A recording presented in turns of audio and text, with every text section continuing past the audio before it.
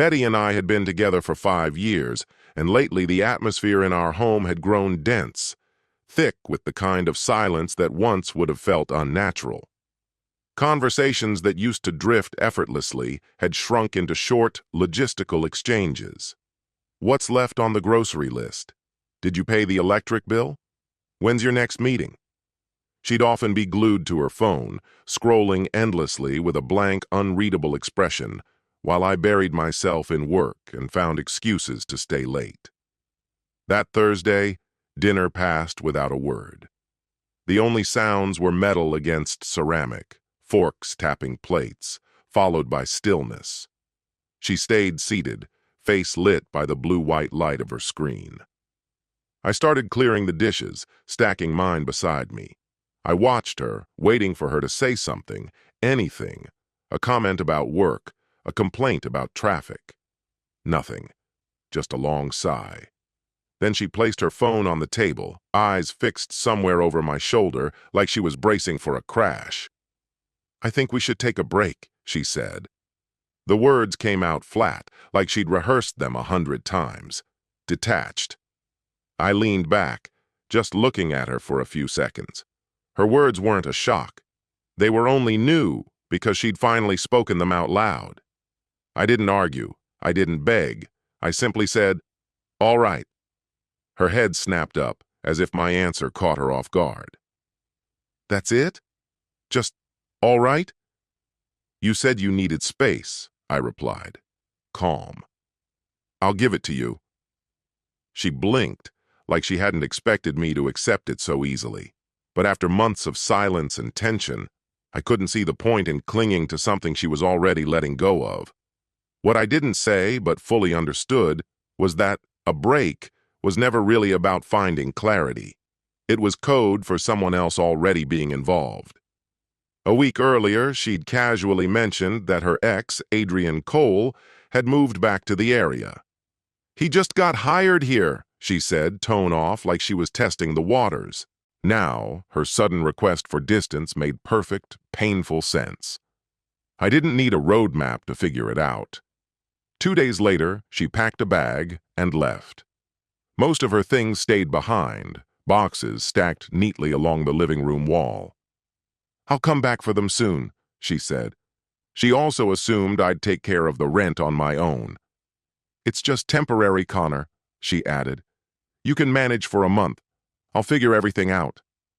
"No," I said evenly. "We signed the lease together. We're both on the hook until it ends."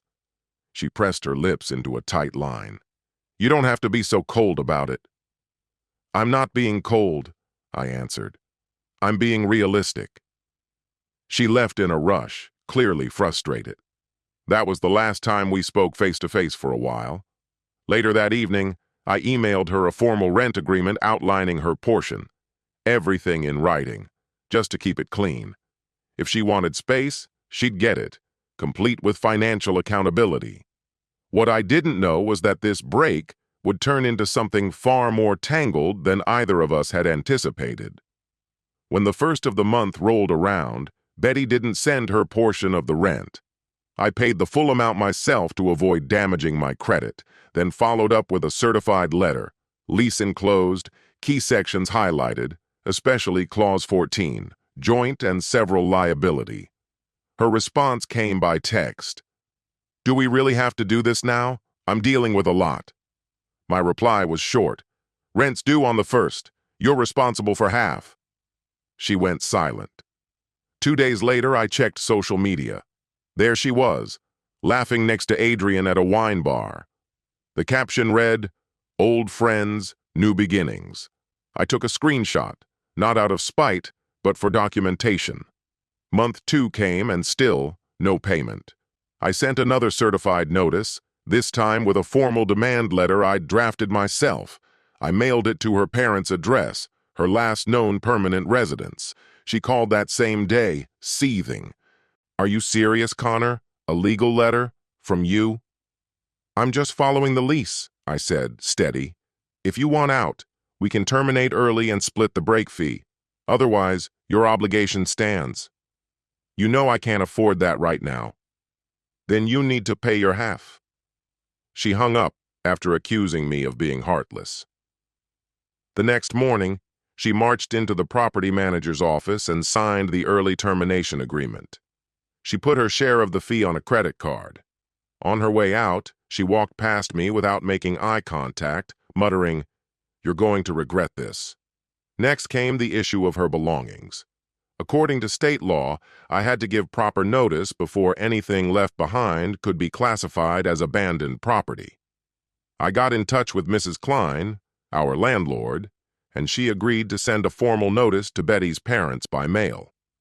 2 weeks went by without a single reply.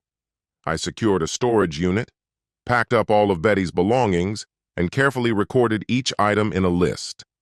It wasn't until several weeks later that she finally messaged, "Where's my stuff?" I sent her the storage facility's address along with the invoice number. "This is petty," she snapped. "No," I replied. "This is documented." That was the last word from her for a while. I went ahead and filed for divorce on my own the following week, opting to finalize things rather than wait for her to keep stalling. Once that was complete, I began carving out a new rhythm for myself, thinking maybe the chaos was finally behind me. By the 3rd month, the house felt still in a way it hadn't in years. I worked during the day, hit the gym before dawn, and spent my evenings either reading or cooking simple meals. That structure grounded me. It was at the gym that I crossed paths with Elaine Park, an ER nurse who trained in the early mornings before heading into her shifts. Our first encounter was nothing special, just a broken resistance band and a quick laugh. But it was enough to spark something. From there, a quiet routine grew. Morning chats turned into coffee runs. Coffee became dinners. There was no turmoil, just peace. Then came June. My phone lit up with a message from Betty. "Hey, been thinking about us. Can we talk?" I stared at it for a while, then typed back, "I'm seeing someone now. I wish you well." An hour later, someone pounded on my door. I opened it with the chain still locked. Betty stood there, mascara streaked, eyes wild. "You don't get to just move on like that," she shouted. "It's been months," I said calmly. "We were married 5 years, but you walked away. Remember? I said I needed a break, not a breakup," she shot back. "A break where you moved in with Adrian?" I asked. She looked away, jaw tightening. "That was different." "No," I said. "It was a decision." That's when she broke down, shoulders shaking, tears spilling. "He lied to me, Connor. I made a mistake. I want us back." "You need to leave," I told her, reaching for my phone. "Or I'll call the police." Her face twisted. "You're heartless." Cold. "After everything we had?" "Betty," I said, unlocking my screen, "this is your one warning. Go." She screamed something unintelligible, kicked the door, and stormed off into the night. I contacted the non-emergency line and filed a harassment report. The officer gave me a case number, just standard procedure. But I had a sinking feeling this wouldn't be the end of it. And it wasn't. Betty changed her strategy. First came the calls to my office. Then, one morning, my boss, Patricia Delgado, called me in and placed a printed email on her desk. "Connor," she said carefully, "did you know your ex-wife is accusing you of tampering with vendor contracts?" I skimmed the paper. My full name and title were on it. It was baseless but dressed to look legitimate. "I've been keeping records," I said, handing her a folder I'd prepared in advance. It contained text messages, the landlord's letter, the police report. Patricia flipped through, frowning. "Good. Keep doing this. And if she doesn't back off, lawyer up." A few days later, I spotted Betty standing outside my gym, pretending to scroll through her phone. The next morning, she appeared at the cafe I stopped by before work. She didn't say anything, just watched. Then Elaine got pulled in. Her hospital's HR received an anonymous email accusing her of dating someone dangerous and putting patients at risk. Elaine called me during lunch, voice trembling. "This has to be her," she said. "It is," I told her. "And it's time we stopped waiting for the next move." That evening, I went to the precinct and asked to speak with Detective Farah, who specialized in harassment cases. I handed her a binder, every screenshot, photo, note, and date-stamped entry. She turned the pages slowly, then looked at me. This is a consistent pattern. I'll be recommending a temporary protective order. From there, the court can decide on a longer one. A week later, the order was approved. Temporary for now, pending a formal hearing. The papers just needed to be served for it to be enforceable. But before that could happen, Betty made her boldest move yet. It was late Friday when Elaine phoned me, her tone hushed and tense. "Connor," she said, "she's here, parked across the street, just sitting there, watching." I told her to bolt the door and jumped in my car. By the time I reached her place, 2 squad cars were already idling at the curb. Betty stood on the pavement, arms folded tightly, telling the officers she'd merely pulled over to check her GPS. One of the cops glanced in my direction, recognizing me from the complaint I'd filed not long ago. He motioned toward her. "Is this the woman listed in your restraining order application?" "Yes," I confirmed, "and she has no legitimate reason to be anywhere near here." That was all they needed. Even though the paperwork hadn't officially been served yet, the circumstances were clear. The officers handcuffed her and guided her into the back of the cruiser. As she turned to get in, she shouted through the open door, "This is what you wanted, right? To destroy me?" I said nothing. 2 weeks later, at the court hearing, Betty showed up with an attorney who tried to paint me as a spiteful ex seeking revenge. My lawyer, Matthew Lynn, remained composed, walking the judge through every piece of evidence, texts, screenshots, formal complaints. The judge leaned back after reviewing the documents, unimpressed by her defense. "This isn't grief," he said. "This is harassment. I'm granting a 2-year protective order." Betty's face collapsed in silent defeat. I didn't feel triumphant, only relieved. The law had finally stepped in, but the story wasn't over. Not by a long shot. The next few months were still. No unusual messages, no suspicious cars, no anonymous calls. Elaine and I finally started to exhale. Then one morning, Matthew rang. "Connor, Betty's lawyer, Jasmine, reached out. They want to schedule a mediation. She's willing to accept a 5-year extension on the order, but there's a condition. She wants 15 minutes with you. In person. Says there's something you need to hear." My gut reaction was an immediate no. Elaine was just as wary. "Feels like bait," she warned, arms crossed. "You owe her nothing." But Matthew had a different take. 5 guaranteed years of peace. We'll be present the entire time. Could be worth it. After some hesitation, I agreed. The meeting room was cold and impersonal. Betty entered alongside Jasmine. She looked different, less frantic, more composed, but the heaviness in her eyes hadn't faded. "Thank you for this opportunity," she said quietly. "I'm not asking you to forgive me. I just need to tell you what really happened." I leaned back in my chair, arms crossed. "You've got 15 minutes. She inhaled slowly. "Adrian didn't just come back into my life. He forced his way in. He had emails, old ones, things that looked incriminating, embezzlement, corporate violations. He threatened to ruin my career, to send everything to my family if I didn't go along." My stomach nodded. "You're saying he blackmailed you?" She nodded. "He told me what to post, told me to leave you. I thought if I played along, he'd let go. But when he discarded me anyway, I fell apart. That's when I lashed out. At you, at Elaine. I lost myself. That's my fault." Jasmine slid a document across the table. It was a formal police report from 2 months prior. Adrian Cole was under investigation for extortion. My name was listed among the collateral victims. Betty dabbed her eyes but kept her voice steady. "You didn't deserve the lies or the damage I caused. I'm cooperating with the authorities now. I just wanted you to hear this from me before it's made public." Jasmine stepped in. "As agreed, my client will sign a 5-year extension on the protective order. She's also prepared written apologies for you And for Ms. Park. I didn't respond right away. Her confession didn't undo everything she'd done, but it changed the lens. Betty hadn't acted out of pure malice. She'd been under pressure. 2 months later, headlines announced Adrian Cole's arrest in another state.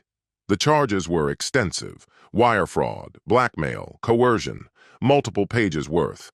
Betty hadn't been the only one. At least 4 other women had submitted similar statements. Detective Farah called me personally. "Your documentation helped establish a pattern. This wasn't isolated. You, your wife, your ex, you were all part of something bigger." Betty ended up testifying against Adrian. I wasn't there to see it. Matthew later affirmed in court that she stood firm under pressure, detailing how Adrian had coerced her into abandoning me and used intimidation to keep her under his control. Her testimony became a crucial element in the prosecution's broader argument. During that time, Elaine and I were quietly building something lasting.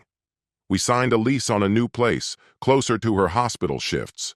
The apartment had clean walls, no lingering unpacked boxes, no echoes of past arguments.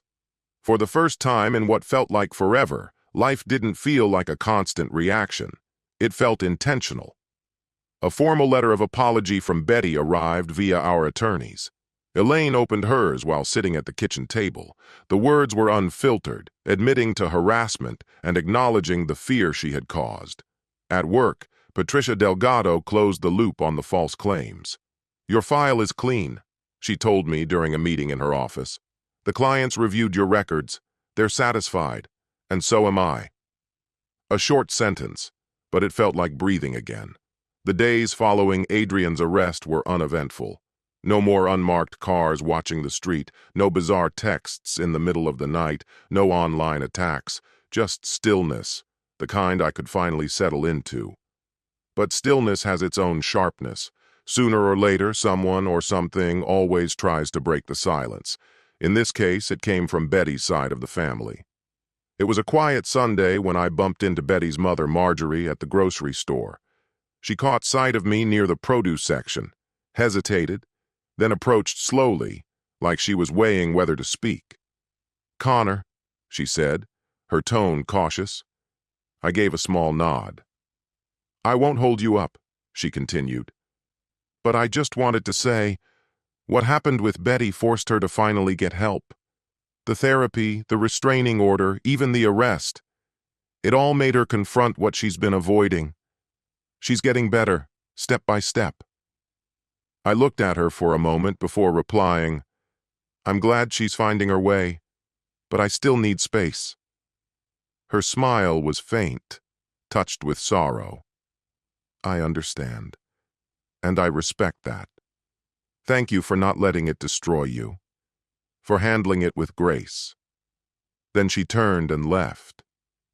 I stood there holding a bag of apples, and my mind drifted back to that night months ago when Betty first said the words, "I think we should take a break." I remember answering with a single word, "Okay." That word became the anchor that held me steady through everything that followed. Because the truth is, it was never just a break. It was a decision. She chose Adrian. She chose to stay silent when I asked for clarity. She chose to escalate when I moved forward. And I made choices too.